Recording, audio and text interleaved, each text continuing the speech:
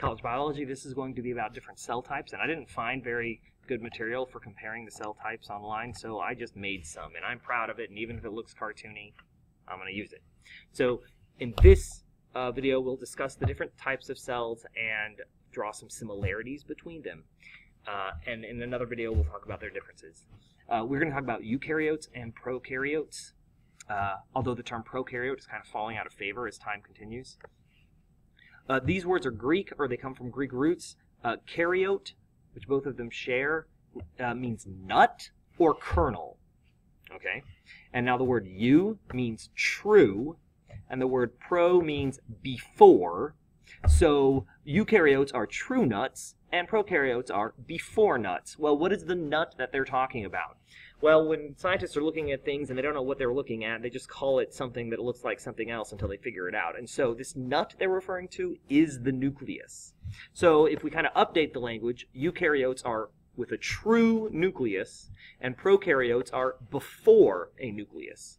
So that actually gives us some insight to their evolutionary history as well. Bacteria and Archaea, which are both prokaryotes, came first, and then all the eukaryotes came later. So life is divided into three domains: eukaryotic cells, bacteria cells, and Archaea cells. In this, we're going to simplify bacteria and Archaea. And there are a lot of similarities between them, and we're just going to clump those similarities together, and we're going to call those prokaryotes, and we're going to tell the difference between eukaryotes, which are the cell types you and I and animals and plants have, and then bacteria and Archaea.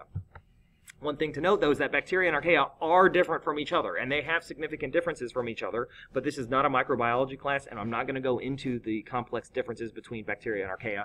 Those resources are available to you online if you so wish to pursue them. So, eukaryotes versus bacteria and Archaea. Let's talk about the similarities. First of all, they are cells, so they have a cell membrane. So, yep, that's what's in black here. They've got a cell membrane. It's a phospholipid bilayer. It's a plasma membrane. It surrounds all the inner cytoplasm and the inner workings of the cell. They both have ribosomes. Ribosomes are the gray dots that are distributed throughout here in the cytoplasm. And if I had been detail-oriented, I would have put some over here on the rough ER, but I failed.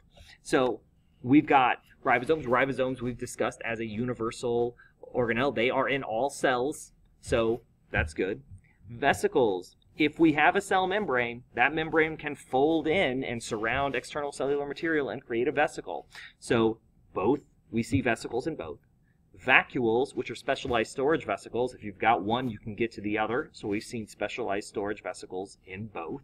That'd be the red ones here. The vesicles themselves I had as the magenta ones. Cytoskeleton. Both can have cytoskeleton, although cytoskeletons tend to be more advanced and more extant in eukaryotes than bacteria and Archaea. So I have like 4 scaffolding beams here, and I only have 1 here. There are some cells in the bacteria and Archaea that do not have cytoskeletons at all. So it seemed to be an ability that is more pronounced in eukaryotes than in bacteria and Archaea. And cell walls. Cell walls is the flip of cytoskeletons.